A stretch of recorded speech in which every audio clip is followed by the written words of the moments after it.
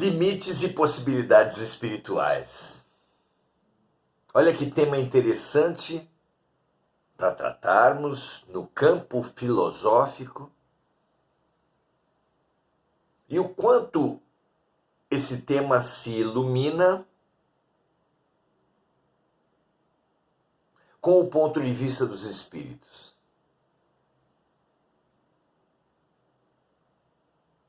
Todos nós temos curiosidade, necessidade mesmo, de entender nossa sombra e nossa luz, nossos limites e nossas possibilidades.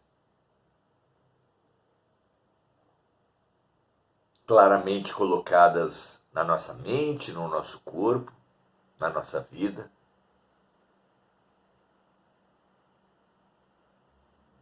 Mas também nos outros, no país em que vivemos, no mundo em que vivemos, nas companhias com as quais vivemos. Limites psicológicos e sociais. Possibilidades pessoais e sociais. Que visão podemos ter sobre nossas sombras e nossas luzes, nossos limites e possibilidades? Aspecto fundamental de qualquer planejamento, de qualquer visão de mundo, de qualquer compreensão do processo evolutivo e da vida. Sejam muito bem-vindas, muito bem-vindos. Esse é o nosso Oração Ação.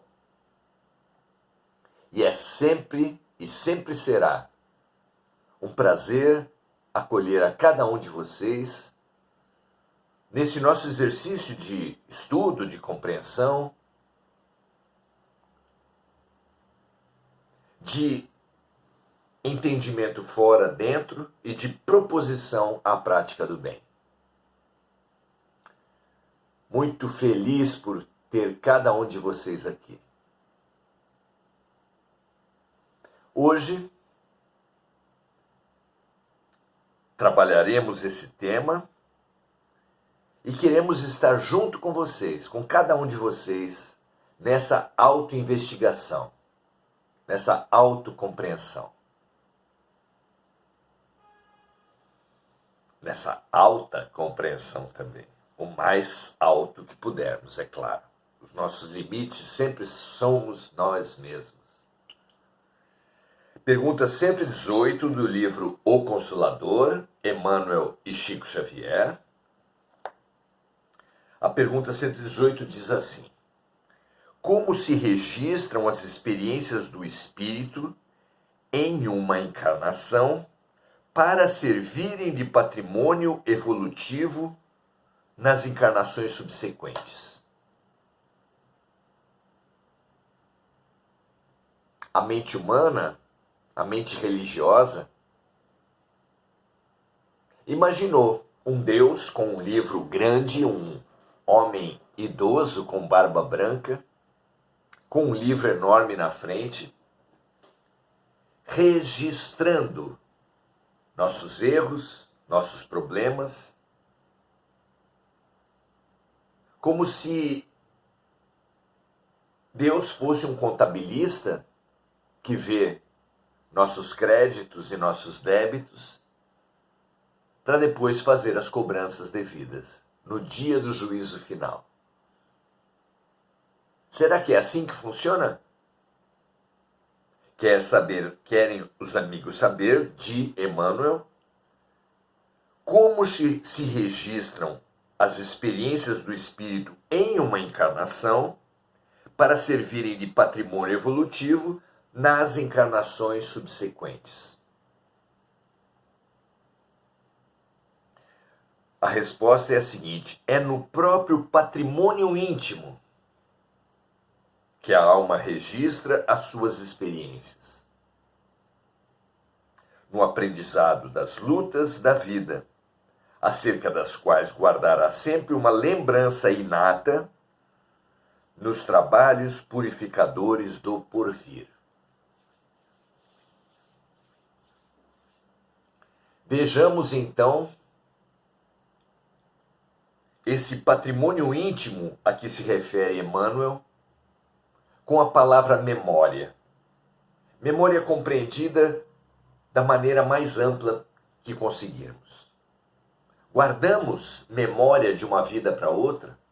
Muitos dos estudantes espirituais se rebelam por não guardarem memória de uma vida para outra, por esquecerem tudo. Será que é assim que funciona?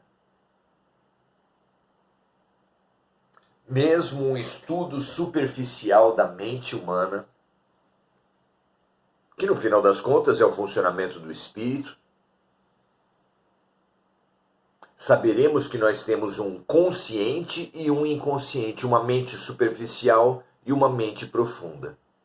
Quando Emmanuel fala aqui que é no próprio patrimônio íntimo que a alma registra suas experiências,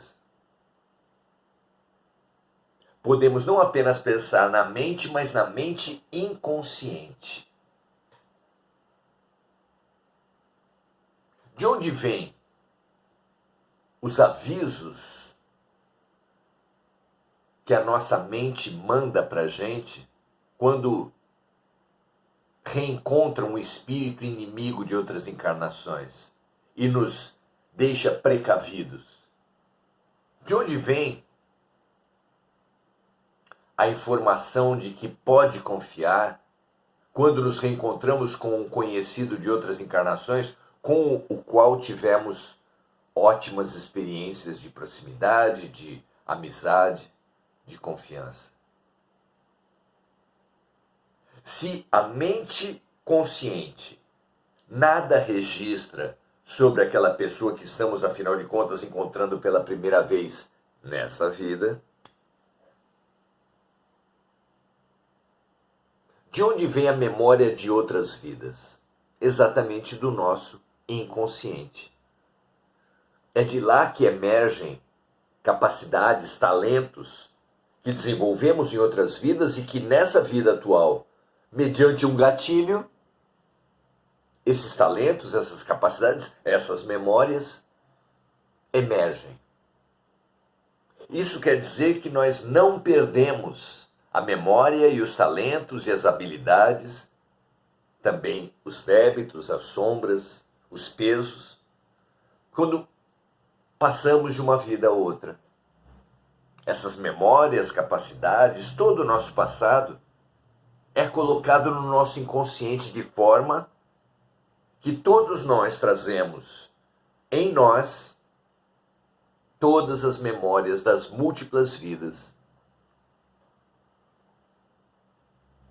É claro que o acesso não é como de os livros numa biblioteca. Quero esse, quero aquele outro. Seria bom, não é? As memórias vêm ao nosso consciente, vindas do nosso inconsciente, através de gatilhos. Situações críticas, típicas, que nos chamam aquelas memórias, aqueles talentos. É quando a criança é colocada na frente de um piano, situação que ela já viveu muito em outras vidas. É quando um inimigo é colocado na frente do outro, informação muito impactante. É quando se desenvolve uma situação de violência que remete a situações de violência vividas. Gatilhos fazem emergir do nosso inconsciente memórias que, portanto, não estão esquecidas completamente. Estão apenas veladas no nosso inconsciente. Então a resposta diz assim: é no próprio patrimônio íntimo que a alma registra suas experiências, no aprendizado das lutas da vida, acerca das quais, memórias das suas experiências, guardará sempre uma lembrança inata nos trabalhos purificadores do perfil, nada do porvir, nada se perde. Ao contrário do pensamento de que nada lembramos, Ao contrário, nada se perde e tudo estará ao alcance das situações assim que os gatilhos puxarem do inconsciente ao consciente as memórias de outras vidas. Então, trazemos sombras em nós e o processo psicanalítico, o processo psicoterapêutico pode sim ser resumido à passagem de memórias, de capacidades, de talentos do nosso inconsciente para o nosso consciente. É a realização dos potenciais. É a imersão das nossas sombras para que nós as iluminemos, as ressignifiquemos e nos transformemos assim. Questão número 119. Como devemos proceder para dilatar nossa capacidade espiritual? Aqui, o questionador de Emmanuel não traz mais as nossas sombras e luzes inconscientes, mas traz os nossos potenciais. Vocês acham que nós temos poucos potenciais? Como interpretar Jesus quando disse: vós fareis tudo o que eu fiz e mais? Como interpretar o profeta e Jesus que nos dizem: vós sois deuses? Deus, esse símbolo de todos os poderes do universo. Se nós somos deuses, nós trazemos de nós todos os potenciais do universo. Que responsabilidade, que desafio, não é? A pergunta que surge quando tomamos consciência desses infinitos potenciais que trazemos na alma é: como devemos proceder para dilatar nossa capacidade espiritual, para realizar os nossos potenciais? Como fazer para ser feliz? Como fazer para alcançarmos a realização? A resposta vem assim: ainda não encontramos uma fórmula mais elevada e mais bela que a do esforço próprio. Jesus tem uma expressão saborosa para o esforço próprio, que é a boa vontade. Paz na terra aos homens de boa vontade. Ainda não encontramos uma fórmula mais elevada e mais bela que a do esforço próprio ou da boa vontade, dentro da humildade e do amor.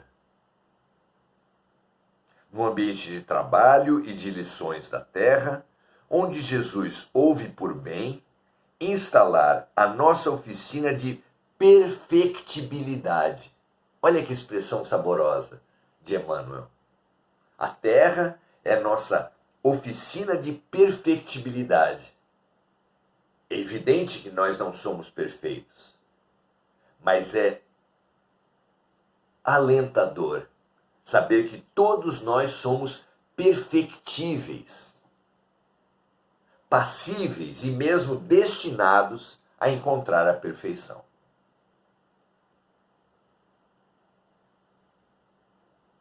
Para a futura elevação dos nossos destinos de espíritos imortais.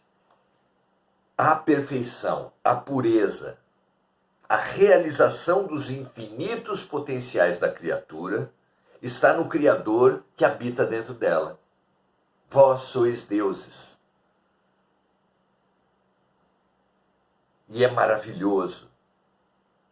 É maravilhosa a sensação, é maravilhoso viver para nos realizar, para realizar os nossos potenciais.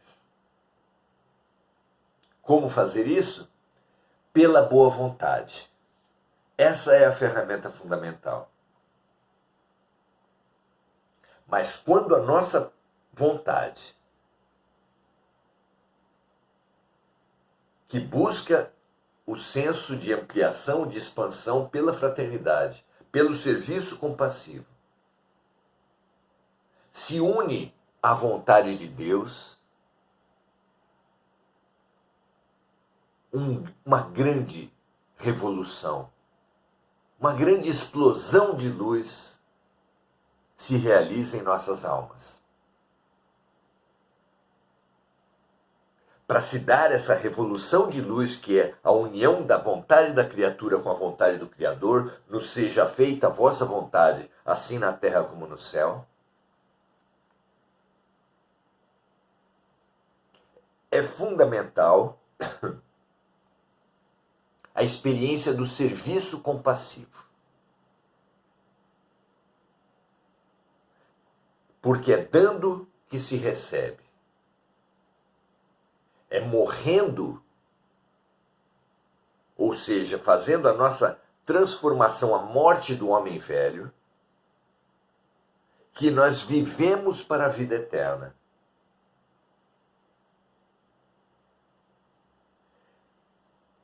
Compreendamos isso, nós que hoje já temos essa consciência de o conhecimento do mundo, ligado ao autoconhecimento e resultantes numa vontade, uma proposição sincera à prática do bem, é o ponto de conexão. Você se une a Deus. A maior oração, a maior comunhão que podemos ter com Deus é a prática do bem.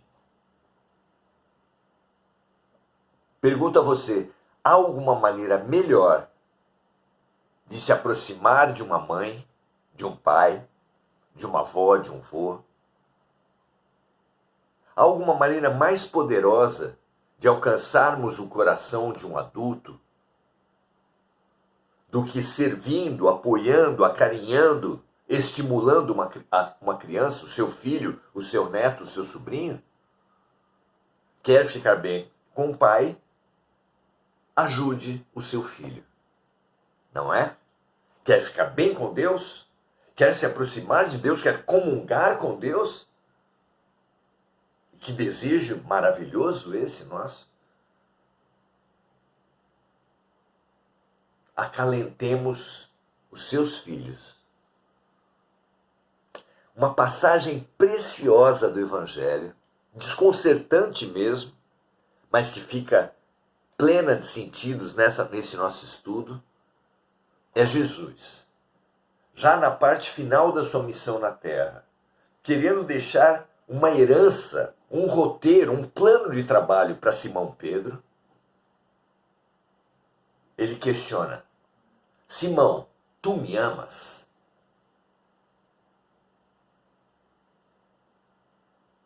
Simão é colhido de surpresa, Pedro, por aquele questionamento e fala: claro, tudo que eu larguei, toda a minha vida é tua. E aí Jesus responde: então apacenta minhas ovelhas.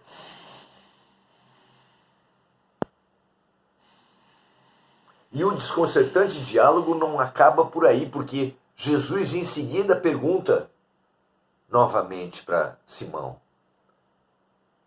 Pedro, tu me amas? Eu imagino o desconcerto de Simão. E ele responde: tu sabes que eu te amo, mestre. E Jesus lhe observa novamente: então apacenta minhas ovelhas. E ainda uma terceira vez, Jesus pergunta: Simão, tu me amas? E o Simão, desconcertado, reafirma o seu amor pelo mestre e ele ouve novamente a mesma orientação: apacenta minhas ovelhas. Minha amiga, meu amigo, não há oração melhor, não há rito melhor, não há religião, religação maior da criatura com o Criador que a prática do bem.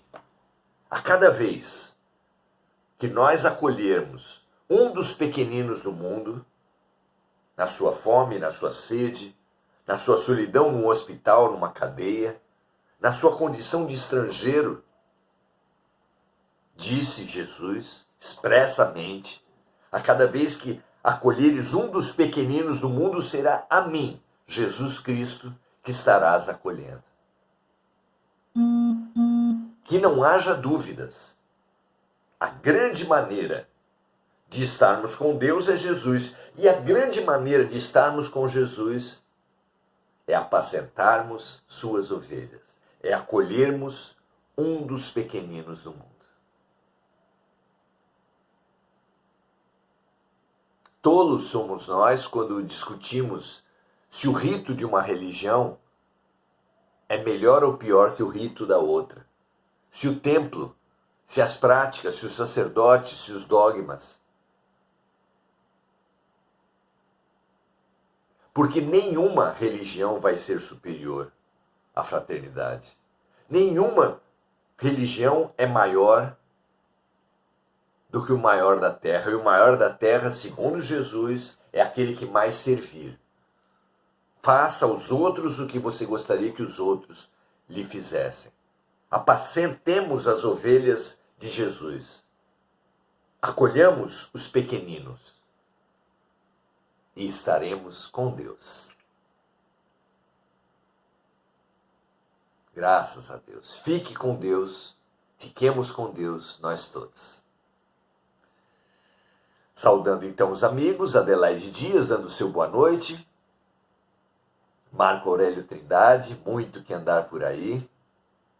Mônica Silva, remetendo a luz aqui gerada por todos, a amigos encarnados e desencarnados, emitindo as vibrações pelas vítimas das guerras, emitindo vibrações pela paz mundial, assim como de amenização dos desastres climáticos e acolhimento das vítimas.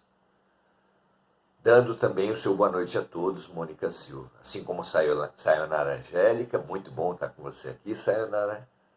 Emir Cajazeira e Mari Pereira. Que a paz do Senhor esteja conosco.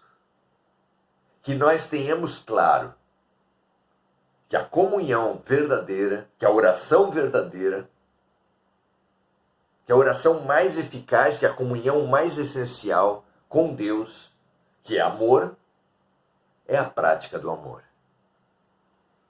Ame, sirva compassivamente e fique com Deus. Paz e bem, até a próxima. Um prazer estar com vocês. Amanhã, às 18 horas, estaremos juntos novamente. Venha conosco. É um prazer aprendermos juntos. Até amanhã.